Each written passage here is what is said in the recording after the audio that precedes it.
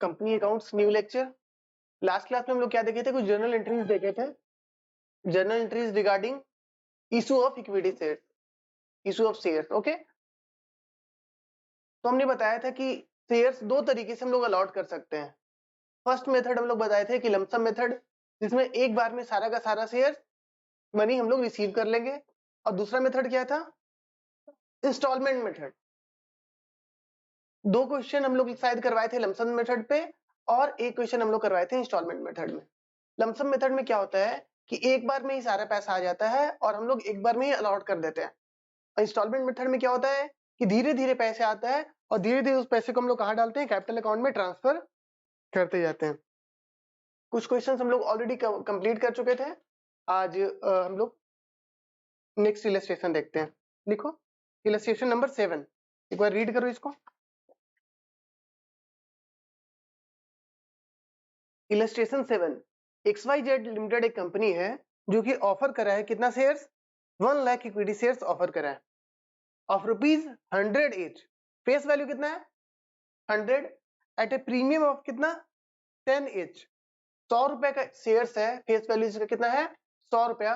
उसको हम लोग इशू कितने में करने वाले हैं, 110 रुपए में करने वाले हैं।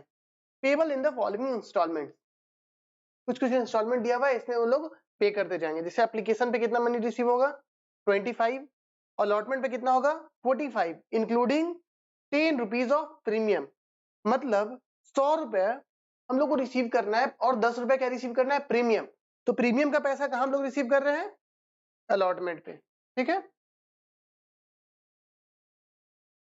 फिर फर्स्ट कॉल है and second and final call है। Public subscribed all the share, public कितना शेयर सब्सक्राइब किया है, सारा का सारा share. Prepare necessary journal entries and share issue expense worth 50,000। चलो स्टार्ट करते हैं। टोटल कितने स्टेप्स में शेयर इशू हो रहा है, 4 इंस्टॉलमेंट में शेयर इशू हो रहा है। ठीक है, कौन सा, application, allotment, first call and second and final call. ठीक है, तो चलो सबसे पहला स्टेप में क्या है, एप्लीकेशन। एप्लीकेशन पहले हम लोग मांगेंगे पैसा या पहले पैसा मिल जाएगा, पहले पैसा मिल जाएगा। तो पहले एंट्री किस चीज का होगा, शेयर कैपिटल में ट्रांसफर करने का या बैंक अकाउंट से पैसा रिसीव करने का, बैंक अकाउंट से पैसा रिसीव करने का। चलो जरूर एंट्री करते हैं। टोटल कितना शेयर से हम लोग इशू कर रहे हैं, 1 लाख इक्विटी शेयर हम लोग क्या कर रहे हैं, इशू, जिसमें एप्लीकेशन पे कितना रुपए रिसीव करना है 25 रुपीज। तो बैंक अकाउंट में कितना पैसा है 1 लाख इंटू 25। तो चलो जर्नल एंट्री करते हैं। पहला एंट्री क्या हो जाएगा, bank account debit, bank account debit.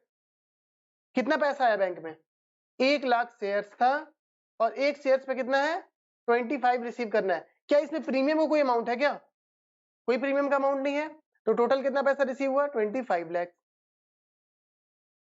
Done.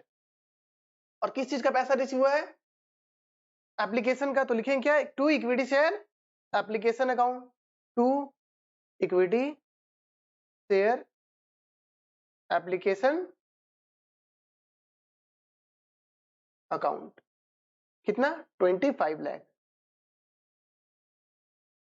ठीक है, नरेशन नहीं लिख रहे हैं आप लोग, लिख लेना घर पे। सेकंड क्या करना होगा मेरे को, एप्लीकेशन मनी को कहां ट्रांसफर करना होगा, शेयर कैपिटल में। हर एक स्टेप पे हम लोग पैसा रिसीव करेंगे और पैसा किस चीज का है, कैपिटल का है। तो अल्टीमेटली हम लोग कहां डाल देंगे उसको, कैपिटल में डाल देंगे।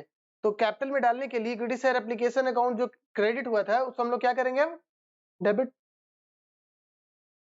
Equity share application account, debit कितना 25 लाख। और ये कहां ट्रांसफर होने वाला है, इक्विटी शेयर कैपिटल अकाउंट में। तो लिखेंगे क्या, to equity share capital account 25 lakh. Total हम लोग शेयर कितना इशू कर रहे हैं, 100 रुपए का शेयर है जो कि 110 रुपए में इशू कर रहे हैं।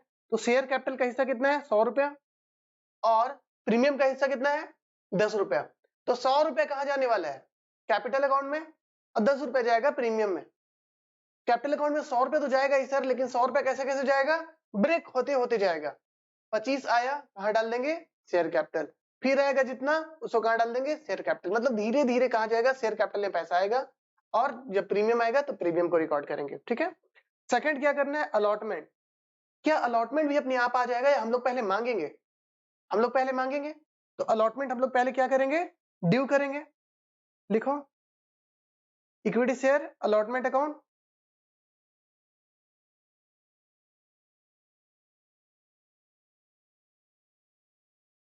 Debit. Equity share allotment account हम लोग क्या करेंगे, डेबिट करेंगे। कितना मांगने वाले बताओ, 1 लाख शेयर है और उस पे 45 रुपए रिसीव होना है। 35 प्लस 10 कितना रिसीव करना है, 45 रुपए रिसीव करना है। तो कितना हम लोग मांगने कितने वाले हैं, 45 में मांगने वाले हैं। तो कितना मांग रहे हैं हम लोग, 45 लाख मांग रहे हैं। ड्यू कर दिए हम लोग, अलॉटमेंट ड्यू हो गया। अब इस 45 में कैपिटल का कितना हिस्सा है, 35।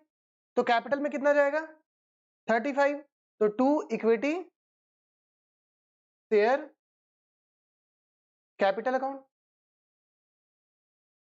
कितना जाएगा, 1 लाख इंटू 35 कितना जाएगा, 35 लाख। डन।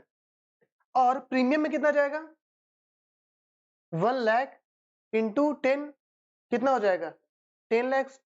और प्रीमियम जब प्रीमियम में जाता था उस अकाउंट का हम लोग क्या नाम रखे हैं, securities premium. To securities premium account कितना, 10 लाख। डन। अब क्या है, इस पैसे को हम लोग रिसीव करेंगे। इसको पहले नरेशन लिख देते हैं, being allotment due on 1 lakh equity shares at the rate 45 each। Done. अब पैसा रिसीव करना है, रिसीव करवा लो। Bank account debit. जब ड्यू किए कितना डेबिट होने वाला है, 45 लाख रुपए। 45 लाख लिख लेते हैं। जब ड्यू हुआ था तो किसको डेबिट किए थे, शेयर अलॉटमेंट को। तो रिसीव करेंगे तो उसको क्या कर देंगे हम लोग, क्रेडिट। तो लिखो 2 equity share allotment account, sorry 45 lakh. सारा पैसा आ गया ना, कुछ नहीं बोला तो एज्यूम करते हैं कि सारा पैसा रिसीव कर लिया हम लोग। उसके बाद किसको हम लोग को ड्यू करना है, फर्स्ट कॉल को। क्या फर्स्ट कॉल पहले आ जाएगा या पहले हम लोग मांगेंगे, पहले मांगेंगे। मांगने का एंट्री क्या होगा, फर्स्ट कॉल को हम लोग को डेबिट करना होगा। किसी को कुछ ड्यू करना है, किसी से कुछ रिसीव करना होगा तो उसको हम लोग क्या करेंगे, डेबिट डेटर बनाएंगे, है ना। तो डेबिट किसको करेंगे, equity share first call account,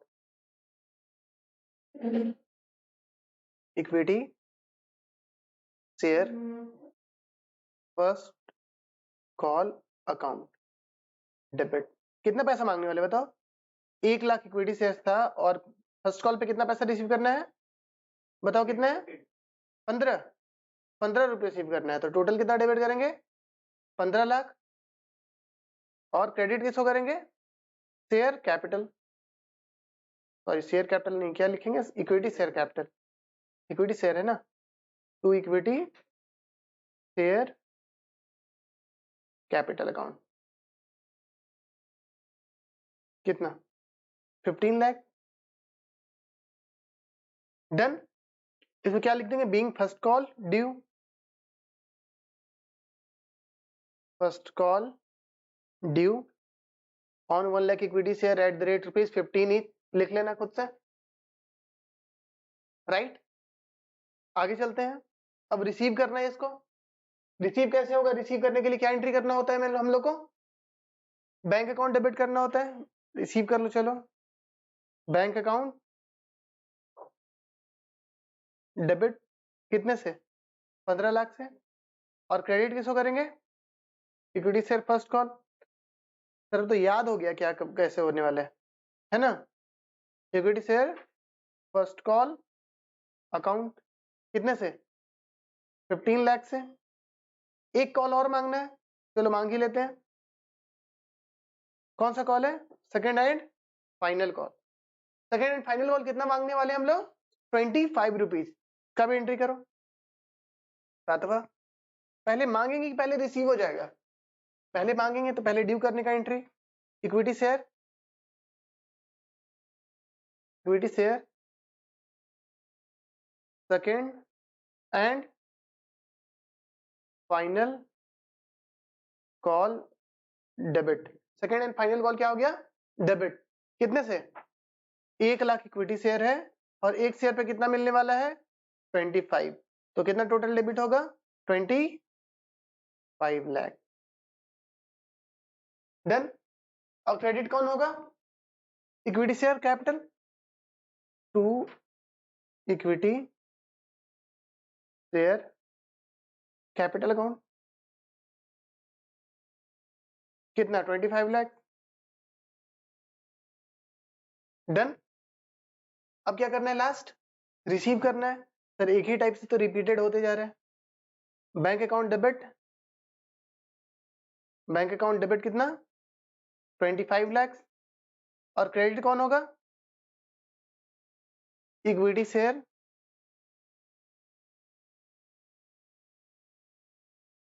second and final call. कितना? 25 लाख। डन, कंप्लीट हो गया। इसके बाद एक इंफॉर्मेशन और दिया है, उसको भी रिकॉर्ड कर लेते हैं। Share issue expense was 50,000। Share issue करने पे हमारा खर्च हो गया कितना? 50,000 रुपया। तो खर्च होगा, तो खर्च को हम लोग क्या करेंगे? डेबिट। तो लिखो share issue expense, share issue expense debit कितना? 50,000 टू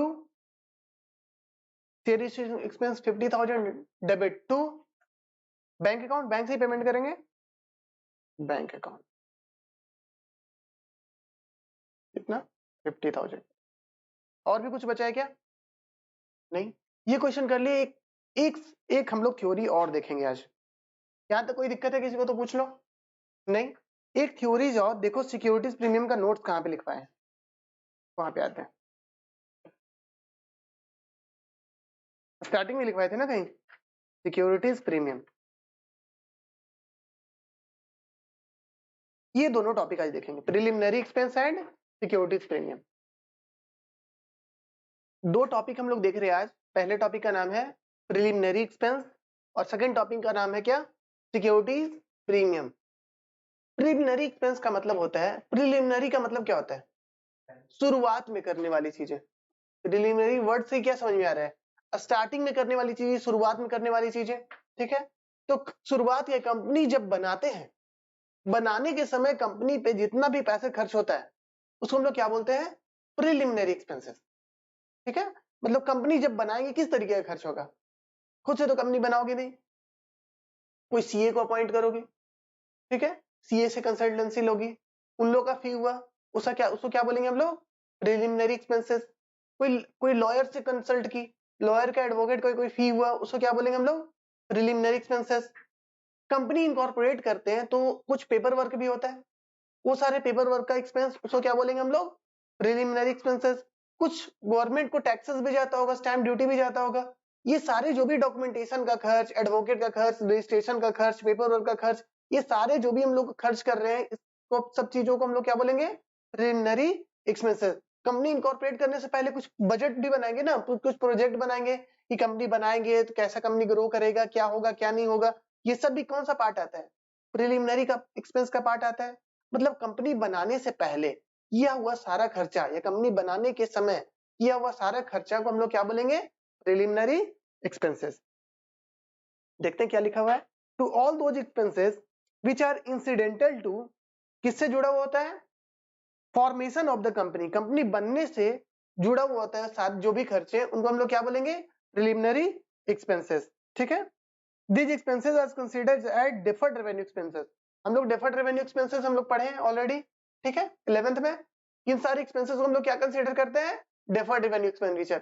मतलब एसेट तो नहीं होता है, लेकिन फिर भी हम लोग एसेट साइड में दिखाए हुए रखते हैं और धीरे धीरे इसको पीएल से क्या करते हैं हम लोग? राइट ऑफ करते हैं।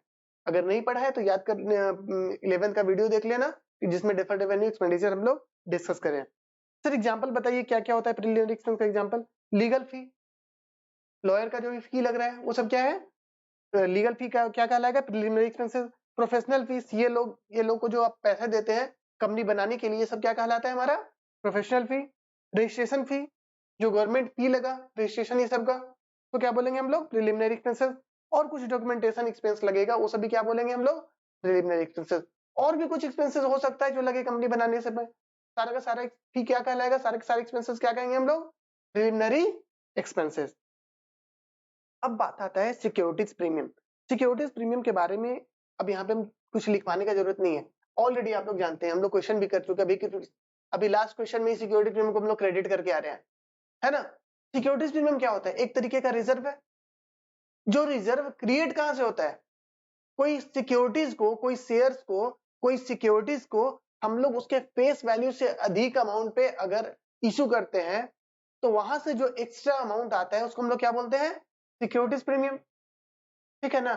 उसी को तो हम लोग रिजर्व क्रिएट करते हैं और उस रिजर्व का क्या नाम देते हैं हम लोग सिक्योरिटीज प्रीमियम। तो अगर कोई आपसे बोलेगा कि सिक्योरिटीज प्रीमियम कैसे क्रिएट होता है, कैसे जनरेट होता है, तो हम लोग क्या बोलेंगे कि at the time of issue of any securities. अभी तो हम लोग सिर्फ शेयर देखे हैं, लेकिन सिक्योरिटीज हम लोग इसलिए बोलते हैं कि आगे आने वाले चैप्टर में डिवेंचर्स भी होगा, प्रेफरेंस शेयर्स भी होगा, तो हर किसी में यह सिक्योरिटीज प्रीमियम ही कहलाएगा। तो अगर कोई भी सिक्योरिटीज को हम इशू करते हैं at amount higher than face value, ठीक है ना, तो अमाउंट कहां जाकर के क्रेडिट होता है सिक्योरिटीज प्रीमियम, है ना। कोई भी अगर फेस वैल्यू से ज्यादा कहीं से अमाउंट आ रहा है तो मेरे लिए क्या है फायदा, फायदा है। लेकिन क्या वो बिजनेस प्रॉफिट है, बिजनेस प्रॉफिट तो नहीं है। अगर वो बिजनेस प्रॉफिट नहीं है तो क्या वो फ्री है, कहीं भी यूज कर सकते हैं। बिजनेस प्रॉफिट को तो कोई कहीं भी यूज कर सकते हैं, हम लोग डिविडेंड दे सकते हैं, हम लोग कुछ भी दे सकते हैं, जो चाहे वो कर सकते हैं। लेकिन इस तरह का प्रॉफिट क्या मेरा बिजनेस का प्रॉफिट है, तो क्या इस पैसे को हम लोग डिविडेंड बांट सकते हैं शेयर होल्डर को कि अरे यार फायदा हुआ चलो तुम लोग बांट देते हैं, ऐसा तो नहीं। ये बिजनेस प्रॉफिट तो है नहीं कि हम लोग बिजनेस का प्रॉफिट है हम लोग उसको बांट देते हैं डिविडेंड के तौर पे। ये किस तरीके का प्रॉफिट है, मतलब नॉर्मल प्रॉफिट नहीं है, अदर देन नॉर्मल प्रॉफिट है, ठीक है। बताएंगे कहीं आके यूज कर सकते हैं, ठीक है। तो इस प्रॉफिट को हम लोग क्या करेंगे, एक रिजर्व क्रिएट करके रखेंगे। कौन सा रिजर्व का नाम क्या कहलाया हमारा सिक्योरिटीज प्रीमियम। और अभी हम जैसा बात कर रहे हैं इस बात से ये बात पता चल रहा है कि ये रिजर्व फ्रीली यूजेबल नहीं है। क्या इस रिजर्व को हम लोग फ्रीली यूज कर सकते हैं जहां चाहे वहां, कि जो कमाया उस चीज में इसको रिजर्व कर लिया, नहीं। इस रिजर्व को यूज कुछ कुछ कंडीशन दिया हुआ है वही हम लोग यूज कर सकते हैं। देखेंगे क्या क्या कंडीशन है, पहले थ्योरी देख लेते हैं। Amount received as premium on issue of any securities, ठीक है। प्रीमियम रिसीव होता है एनी सिक्योरिटीज पे। प्रीमियम सिक्योरिटीज बोलने का मतलब शेयर हो गया, डिवेंचर हो गया और प्रेफरेंस शेयर हो गया, सबके सब चीज को हम लोग क्या बोलते हैं सिक्योरिटीज। बॉन्ड्स हो गया, ऐसा तुम लोग को पढ़ना नहीं है, बॉन्ड्स हो गया, सब चीजों को क्या बोलते हैं हम लोग सिक्योरिटीज। कोई भी सिक्योरिटीज हो अगर उस पे हम लोग प्रीमियम रिसीव कर रहे हैं, ठीक है, तो अमाउंट कहां जाके क्रेडिट होता है सिक्योरिटीज प्रीमियम अकाउंट में। ये बात हम ऑलरेडी जानते हैं, ठीक है। It is a kind of reserve which can only be utilise for the following purpose. ये सिर्फ कुछ ही पर्पस में यूटिलाइज हो सकता है, अदरवाइज रिजर्व खड़ा का खड़ा रहेगा। वो पर्पस क्या क्या है चलो देखते हैं। In writing of preliminary expenses, अभी हम लोग प्रिलिमिनरी एक्सपेंस पढ़े, उसको राइट ऑफ करने के लिए हम लोग ये अकाउंट यूज कर सकते हैं। और क्या है, to writing off expense, preliminary expense खत्म कैसे होगा, क्रेडिट करेंगे उसको, सॉरी उसको डेबिट करेंगे और किसी चीज को क्रेडिट करेंगे, एक्सपेंस को क्रेडिट कर सकते हैं, ठीक है। तो प्रिलिमिनरी एक्सपेंस को हम लोग कहां कहां यूज कर सकते हैं, तो सर सबसे पहले आप कोई कौन सा एक्सपेंस राइट ऑफ करने के लिए, प्रिलिमिनरी एक्सपेंस राइट ऑफ करने के लिए यूज कर सकते हैं। Expense commission discount on issue of shares और डिबेंचर, अगर कोई शेयर्स पे या डिबेंचर, अभी सिर्फ शेयर पड़े हैं, तो कोई भी शेयर पे अगर हम लोग शेयर इशू करने पे कोई एक्सपेंस कर दिए तो इसको राइट ऑफ करने के लिए यूज कर सकते हैं। अगर कोई शेयर इशू करने के लिए हम किसी इंटरमीडियरी को कमीशन दिए तो इस कमीशन को भी राइट ऑफ करने के लिए यूज कर सकते हैं। अगर कोई शेयर इशू करने के लिए हम कोई डिस्काउंट दिए तो इस डिस्काउंट पे भी ये अकाउंट को हम लोग यूज कर सकते हैं। कौन से अकाउंट पे यूज कर सकते हैं, सिक्योरिटीज प्रीमियम अकाउंट। मतलब कौन, ये सब तीनों जो खर्च है इन तीनों को राइट ऑफ करने के लिए हम लोग कौन अकाउंट यूज कर सकते हैं, सिक्योरिटीज प्रीमियम अकाउंट, ठीक है। और क्या कर सकते हैं, fully paid bonus share issue कर सकते हैं।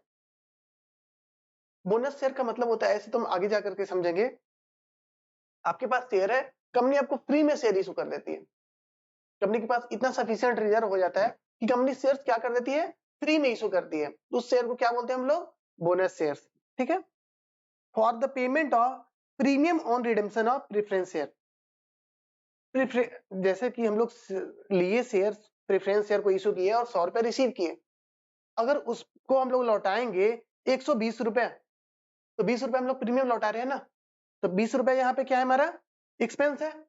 इस एक्सपेंस को भी राइट ऑफ करने के लिए हम लोग कौन सा अकाउंट यूज करेंगे, सिक्योरिटीज प्रीमियम अकाउंट। और लास्ट पॉइंट क्या है, buyback of its own share, अगर हम लोग ओन शेयर जो तुम लोग को शेयर इशू किए थे उसको बाईबैक कर लेंगे, वापस खरीदना रहेगा, उस पर्पस के लिए हम लोग क्या यूज कर सकते हैं, सिक्योरिटीज प्रीमियम अकाउंट। समझ गए? तो फिर से अब आते हैं अभी वाले क्वेश्चन में, आ जाओ, कहाँ थे हम लोग, और भी नीचे आ जाओ, ये कर रहे थे। फिर से याद करो, अभी जस्ट पढ़े जो सिक्योरिटीज प्रीमियम के बारे में पढ़े, अगर कोई भी सिक्योरिटीज को आप प्रीमियम में इशू करते हैं सर, तो उसको क्या बोलते हैं, उस अमाउंट को हम लोग कहाँ क्रेडिट करते हैं, सिक्योरिटीज प्रीमियम अकाउंट को में हम लोग क्रेडिट करते हैं। और सिक्योरिटीज प्रीमियम अकाउंट एक तरीके का क्या है, रिजर्व है, और रिजर्व ऐसा रिजर्व है जो फ्रीली यूज कर सकते हैं, उसको नहीं कर सकते हैं, नहीं कर सकते हैं, उसको यूज करने के लिए कुछ कुछ पॉइंट्स बताया गया है, वही कर सकते हैं। कंडीशन क्या क्या है, कहाँ कहाँ यूज कर सकते हैं, सबसे पहला क्या था कि प्रिलिमिनरी एक्सपेंस को राइट ऑफ करने के लिए यूज कर सकते हैं। दूसरा था कि अगर सर कोई शेयर इशू कर रहे हैं, उस पे लगा हुआ एक्सपेंस, उस पे लगा हुआ कोई कमीशन, उस पे लगा हुआ कोई डिस्काउंट, उसको राइट ऑफ करने के लिए कर सकते हैं। और क्या था सर, बाईबैक करने के लिए इशू कर सकते हैं, कि कोई भी शेयर को बाईबैक करने के लिए इशू कर सकते हैं, बोनस शेयर इशू करने के लिए कर सकते हैं, राइट। और पांचवा कहां बताए थे कि प्रीमियम को रिडम्पशन करने के लिए उस प्रीमियम को हम लोग क्या कर सकते हैं, राइट ऑफ करने के लिए यूज कर सकते हैं। करंट क्वेश्चन में शेयर इशू एक्सपेंस क्या है, share issue expense second point में आ रहा था, कोई भी शेयर को इशू करते समय एक्सपेंस कमीशन और और क्या था, डिस्काउंट, इस तीनों को राइट ऑफ करने के लिए कर सकते हैं। तो ये क्या है हमारा शेयर इशू एक्सपेंस, क्या इसको भी राइट ऑफ करने के लिए सिक्योरिटीज प्रीमियम यूज कर सकते हैं या नहीं कर सकते हैं, यूज कर सकते हैं। सर क्या बोल क्या रहे हैं, जनरली जो भी एक्सपेंस होता है अल्टीमेटली कहां चला जाता है, प्रॉफिट एंड लॉस अकाउंट में चला जाता है। जनरली कोई भी एक्सपेंस होता है वो कहां चला जाता है, प्रॉफिट एंड लॉस अकाउंट में चला जाता है। अगर क्वेश्चन में मानते कि प्रिलिमिनरी एक्सपेंस नहीं होता तो share issue expense he profit and loss account में चला जाता। कैसे जाता, शेयर इशू एक्सपेंस डेबिट था तो इसको कर देते हम लोग credit to share issue expense, कितना 50,000, शेयर इशू एक्सपेंस को कितना क्रेडिट कर देते 50,000, और प्रॉफिट एंड लॉस अकाउंट में चला जाता है तो प्रॉफिट एंड लॉस अकाउंट को क्या कर देते हैं हम लोग, डेबिट। इसी तरीके से सारे एक्सपेंस क्या होते जाते हैं, राइट ऑफ, है ना। लेकिन हम लोग बोले हैं प्रॉफिट एंड लॉस अकाउंट में तो सब कुछ चला जाता है, प्रॉफिट एंड लॉस अकाउंट तो एकदम जनरल प्लेस है, वहां पे कोई भी चला जाता है। लेकिन शेयर इशू एक्सपेंस के लिए एक और अकाउंट है जो वहां भी जा सकता है, वो अकाउंट का नाम क्या है, सिक्योरिटीज प्रीमियम के थ्रू भी शेयर इशू एक्सपेंस क्या हो सकता है, राइट ऑफ हो सकता है। तो फर्स्ट प्रायोरिटी मेरे को किसको देना है, सिक्योरिटीज प्रीमियम को। तो सबसे पहले हम लोग को किस पे देना है, प्रायोरिटी किसको देना है, सिक्योरिटीज प्रीमियम को। तो क्या प्रॉफिट एंड लॉस कौन से राइट ऑफ करेंगे कि नहीं करेंगे, नहीं करेंगे, हम लोग किसके थ्रू राइट ऑफ करेंगे, सिक्योरिटीज प्रीमियम के थ्रू राइट ऑफ करेंगे। कितना 50,000, डन। पहला हमारा प्रेफरेंस क्या था, पहला प्रेफरेंस था हमारा सिक्योरिटीज प्रीमियम, अगर उसके बाद भी अगर कोई पैसा बच जाता है तब तो हम लोग पीएल में डाल ही देते हैं, ठीक है। तो फर्स्ट प्रेफरेंस हमारा था securities premium, and last preference क्या था, प्रॉफिट एंड लॉस अकाउंट। तो लिख लो, फर्स्ट प्रेफरेंस था हमारा यहाँ पे सिक्योरिटीज प्रीमियम, और सेकंड प्रेफरेंस कौन था, प्रॉफिट एंड लॉस अकाउंट। किस चीज का प्रीमियम का बात कर रहे हैं, राइट ऑफ का, डन।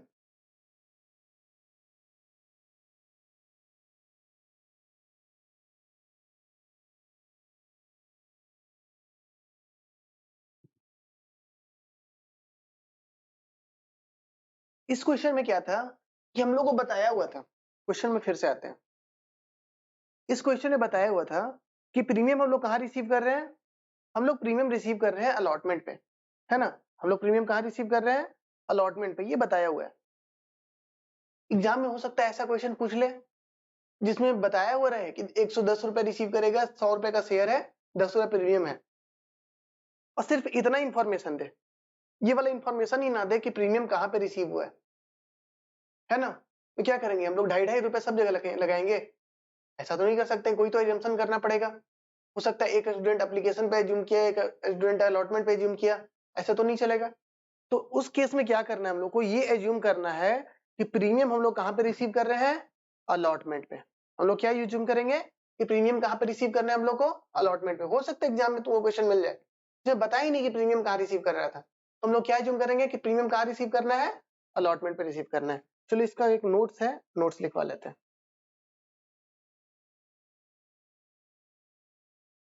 लिखो note, in the absence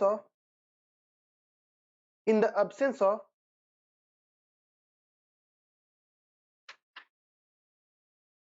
information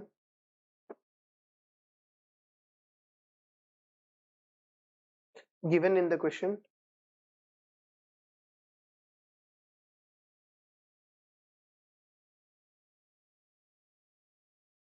regarding premium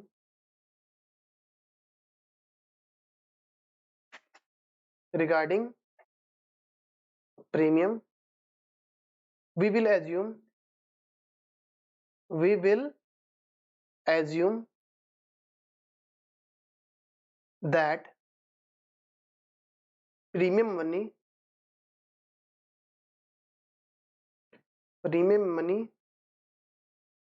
will be collected at the time of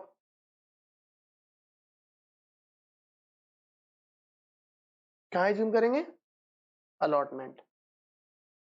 अगर इंफॉर्मेशन नहीं दिया है कि प्रीमियम कहाँ रिसीव कर रहा है तो क्या एज्यूम करेंगे कि कहाँ रिसीव कर रहा है, अलॉटमेंट पे। ठीक है, एक काम करते हैं, ये सॉल्यूशन तो बना लिए, इस सॉल्यूशन को थोड़ा सा रीड करते हैं कि कौन कौन सा अकाउंट कितना डेबिट हुआ है, कौन कौन सा अकाउंट कितना क्रेडिट हुआ है। तो एक बार देखो टोटल डेबिट बैलेंस और क्रेडिट बैलेंस क्या क्या आ रहा है, कितना कितना।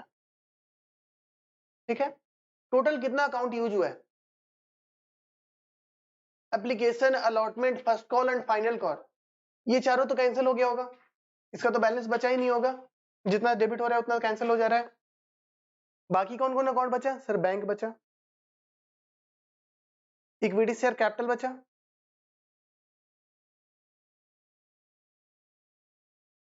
सिक्योरिटीज प्रीमियम बचा होगा, सिक्योरिटीज प्रीमियम, और ये भी तो कैंसिल ही हो गया होगा ना, डेबिट और क्रेडिट हो जा रहा है ना। तो चलो एक बार बैलेंस चेक करते हैं, बैलेंस चेक करते हैं एक बार, चेक करो बैंक अकाउंट कितना क्रेडिट या डेबिट हो रहा है। चलो हम लोग चेक करते हैं, बैंक अकाउंट सबसे पहले डेबिट हो रहा है कितना, 25 लाख रुपए, और फिर कितना डेबिट हो रहा है, 45 लाख, टोटल कितना हो गया, 70 लाख। उसके बाद कितना डेबिट हो रहा है, 15 लाख रुपए, 70 15 कितना हुआ, 85, फिर कितना डेबिट हो रहा है, 25 लाख, 85 और 25 कितना हो गया, 1 लाख, सॉरी 1 करोड़ 10 लाख, 1 करोड़ 10 लाख में बैंक क्रेडिट कितना हो गया, 50,000, तो कितना पैसा बचा, 1 करोड़ 9 लाख 50,000। चलो लिखते हैं बैंक अकाउंट में कितना डेबिट बैलेंस है, 1 करोड़ 9 लाख 50,000। ठीक है, और कौन सा बैलेंस था, कैपिटल अकाउंट। चलो कैपिटल अकाउंट रीड देखते हैं कितना कैपिटल अकाउंट बैलेंस है। सबसे पहले कैपिटल अकाउंट कितना क्रेडिट हुआ, 25 लाख।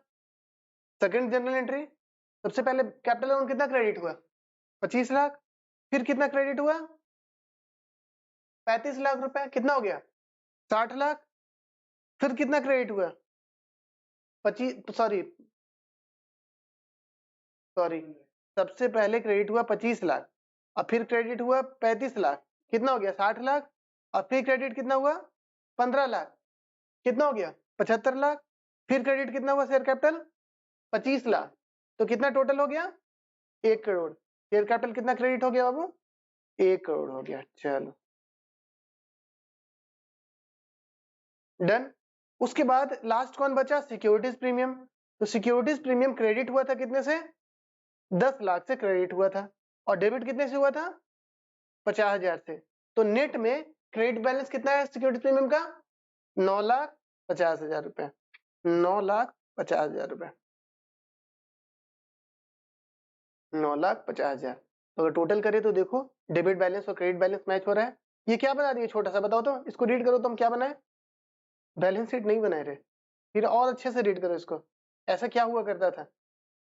ऐसा ट्रायल बैलेंस हुआ करता था, है ना? ऐसे ही होता था ट्रायल बैलेंस क्या? तो लोग ट्रायल बैलेंस बना दिए छोटा सा, बिना लेजर किए हुए ट्रायल बैलेंस बना दिए। क्या बड़े हो गए ना, हम लोग कुछ भी कर सकते हैं। अब एक काम करते हैं, अगर बैलेंस शीट बनाने के लिए बोला जाए तो बैलेंस शीट हम लोग कैसे बनाते हैं?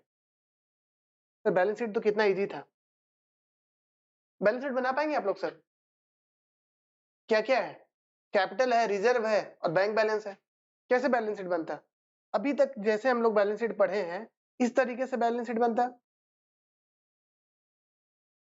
बैलेंस शीट सर एसेट में कितना है, क्या है? बैंक है, तो बैंक लिख दिया। एसेट में कितना? 1 करोड़ 9,50,000। डन। शेयर कैपिटल कितना है? 1 करोड़। और रिजर्व कितना है? 9,50,000। बैलेंस शीट मैच है? बैलेंस शीट मैच है। डन।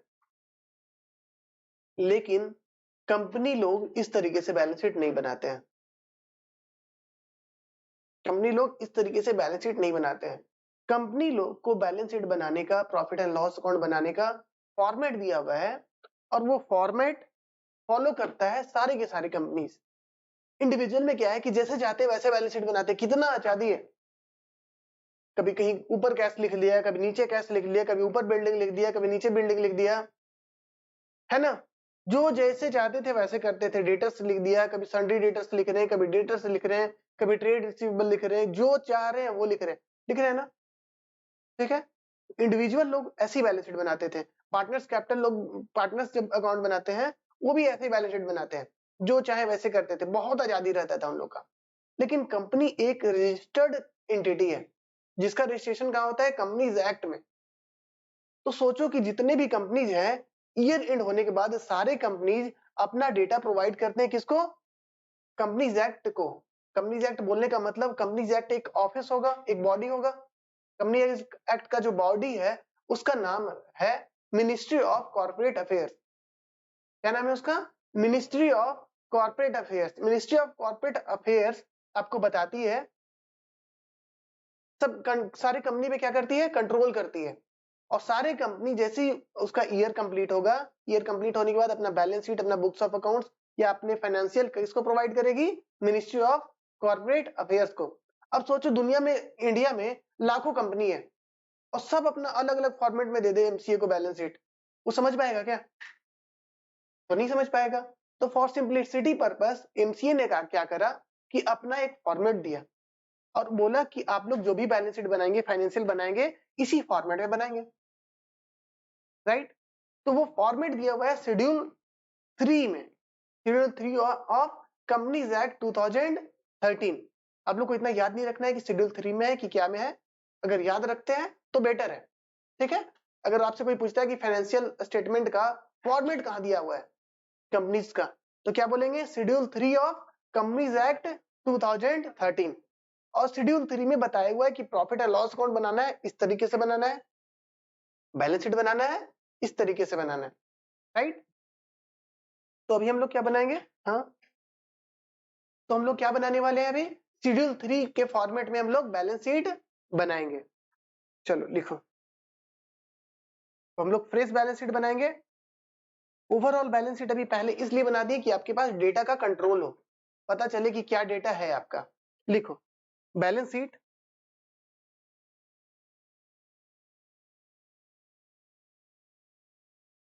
Balance sheet. ठीक है। ब्रैकेट में लिख दे रहे हैं एज पर कौन सा शेड्यूल?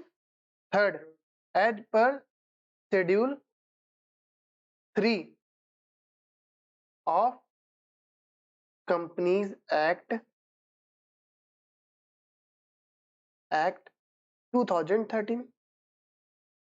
कंपनीज एक्ट 2013 के फॉर्मेट पे हम लोग क्या बनाने वाले हैं? बैलेंस शीट बनाने वाले हैं।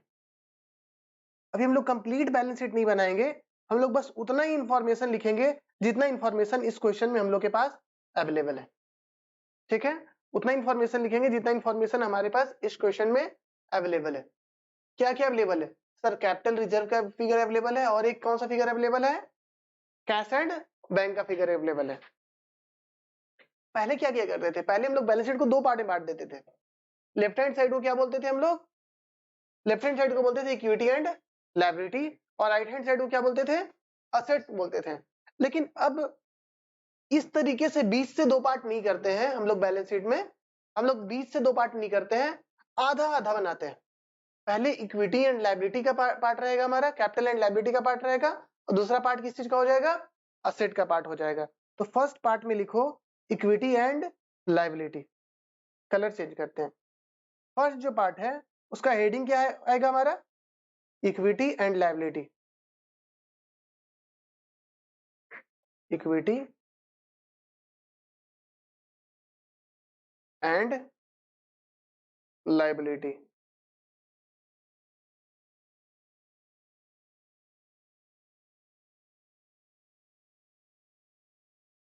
ठीक है, इक्विटी एंड लायबिलिटीज। ठीक है, इक्विटी एंड लायबिलिटी में सबसे पहला हेडिंग हमारा क्या है? सबसे पहला हेडिंग क्या है हमारा? हमारा सबसे पहला हेडिंग है शेयर होल्डर्स फंड। हम लोग directly share capital, equity share capital नहीं लिखेंगे, बल्कि कुछ कुछ क्या बनाएंगे? फॉर्मेट्स बनाएंगे, हेडिंग बनाएंगे, उसमें इंफॉर्मेशन लिखेंगे। तो सबसे पहला हेडिंग है इसके अंदर शेयर होल्डर्स फंड।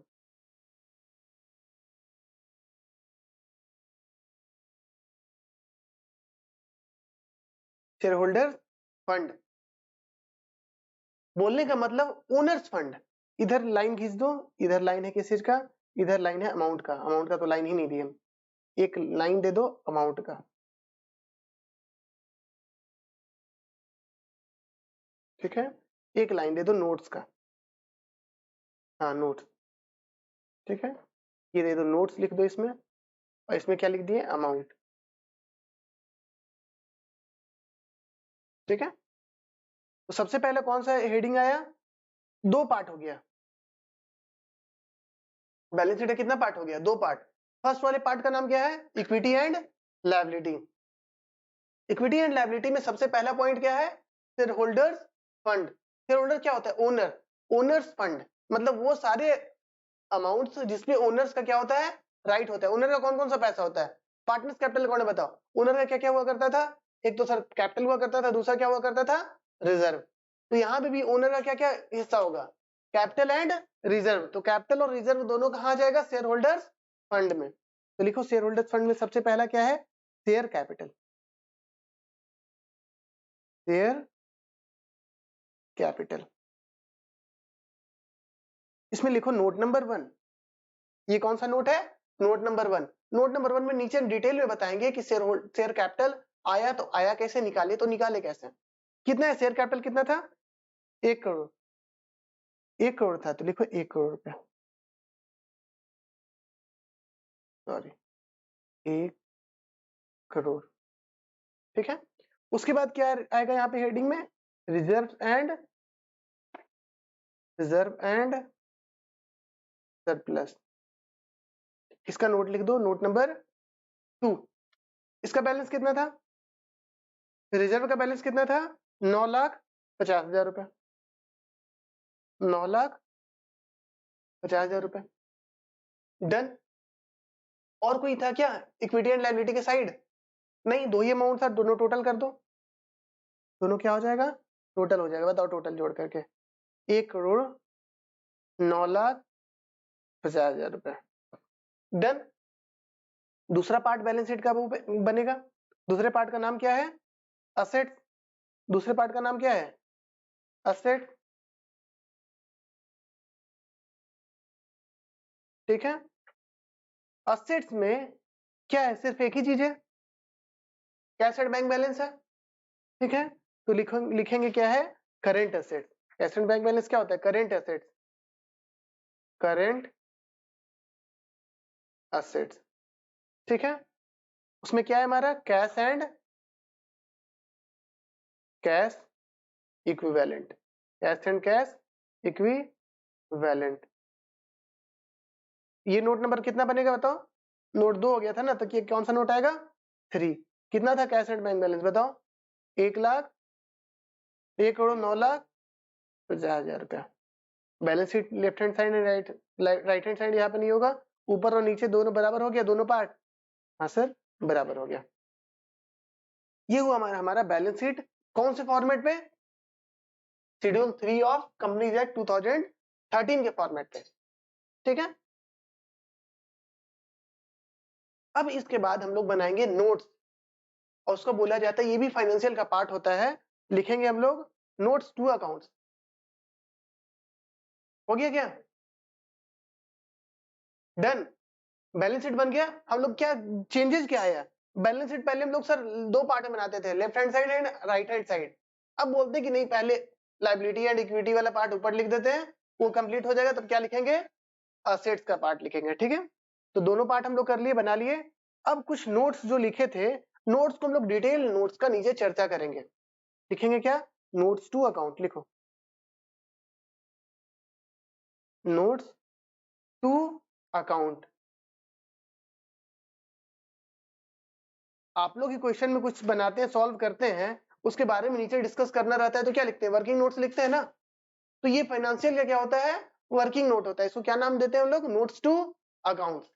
जो भी अकाउंटिंग फिगर्स लिखे हैं उसका क्या है, यहाँ पे डिटेल में हम लोग डिस्कस करेंगे उन चीजों को, ठीक है। क्या ये सर फाइनेंस सबको बनाना जरूरी होता है, ये तो वर्किंग नोट टाइप का लग रहा है, लेकिन स्टिल ये फाइनेंशियल का पार्ट होता है, तो ये भी बनाना इंपॉर्टेंट है, ठीक है। सबसे पहला नोट हम लोग किसका देंगे, शेयर कैपिटल का। लिखो सबसे पहला नोट किसका, शेयर कैपिटल।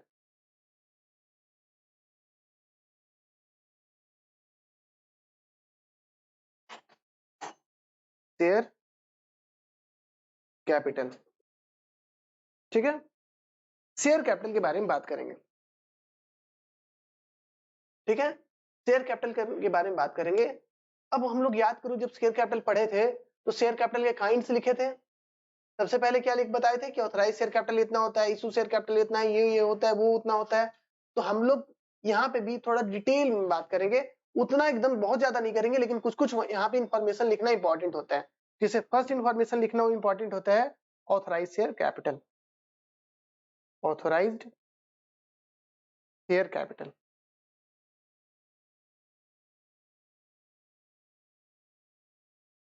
ठीक है। अब सपोज यहाँ पे कितना लाख शेयर इशू किया है, 1,00,000 शेयर इशू किया है।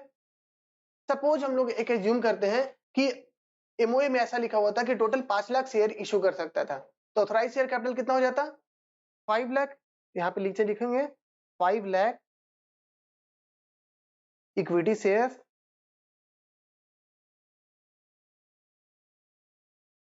ऑफ ₹100 इच, ठीक है। कितना हो जाएगा टोटल फिगर बताओ, 5 करोड़। कितना फिगर हो जाएगा, 5 करोड़। तो लेकिन क्या ये 5 करोड़ इंपॉर्टेंट फिगर है, ये फाइनेंशियल में जाएगा क्या, 5 करोड़ रिसीव ही नहीं किया, क्या फाइनेंशियल में लिखेंगे भाई। बट सिर्फ इसको दिखाने के लिए हम लोग लिखते हैं कि हमारा ऑथराइज शेयर कैपिटल कितना है भाई, हमारा ऑथराइज शेयर कैपिटल 5 करोड़ है, बस इसको साइड कर दिए, चलो साइड हो जाओ। उसके बाद क्या लिखते हैं, उसके बाद जो इंपॉर्टेंट होता है हमारा लिखने का, वो लिखते हैं हम लोग, इश्यूड कॉमा सब्सक्राइब्ड,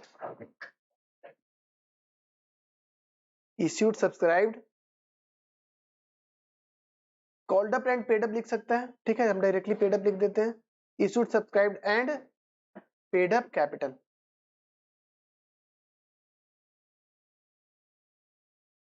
कितना कैपिटल था जिसका हम लोग कॉल कर लिए और पैसा रिसीव कर लिए, तो कितना कॉल्ड अप कैपिटल है, कॉल्ड अप है हमारा 1,00,000 शेयर पे रिसीव किए हैं, 1,00,000 इक्विटी शेयर ऑफ ₹100 इच।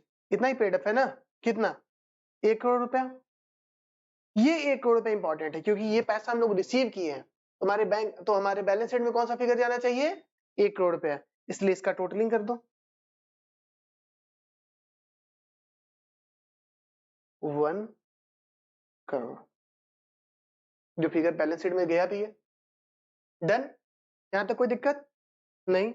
आगे दूसरा नोट्स हम लोग को किसका बनाना है, दूसरा नोट्स हम लोग को बनाना है रिजर्व एंड सरप्लस का। बैलेंस शीट में क्या है दूसरा नोट, रिजर्व एंड सरप्लस। हम लोग किसका नोट्स बनाएंगे, रिजर्व एंड सरप्लस का नोट बनाएंगे।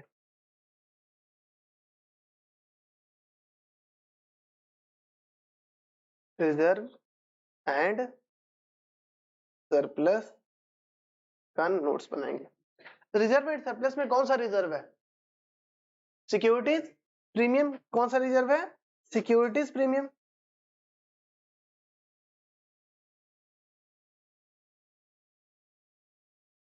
कितना है सिक्योरिटी प्रीमियम का बैलेंस, कितना है, 9,50,000। सिक्योरिटी प्रीमियम बैलेंस कितना है, 9,50,000 रुपया। तो ये कहाँ जाएगा, रिजर्व एंड सरप्लस में आ जाएगा।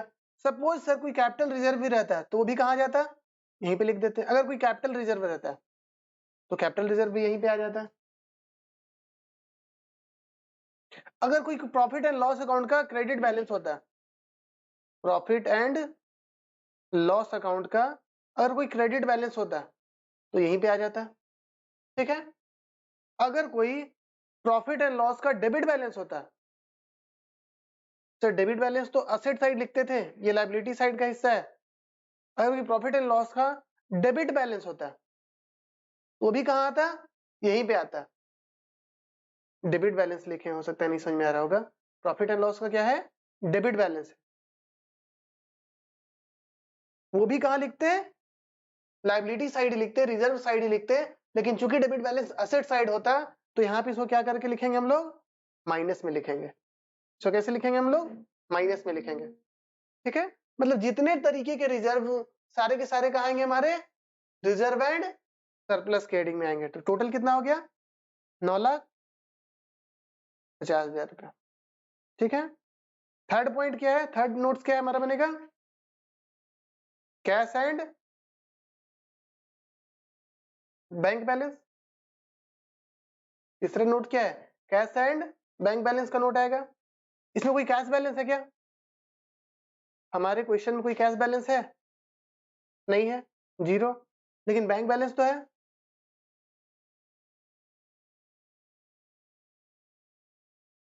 कितना है बैंक बैलेंस, 1,09,50,000 रुपए। इसका बन गया,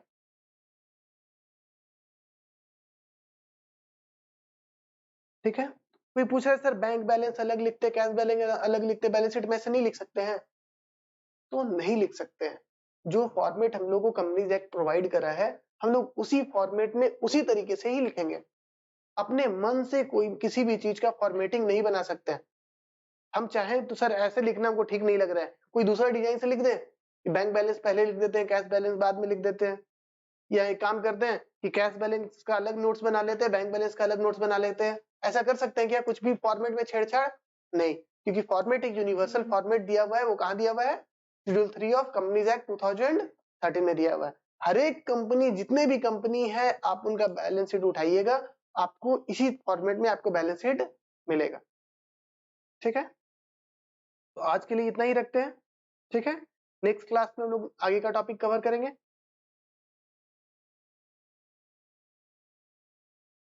बुक का क्वेश्चन जितना भी सॉल्व होगा सॉल्व करेंगे हम लोग।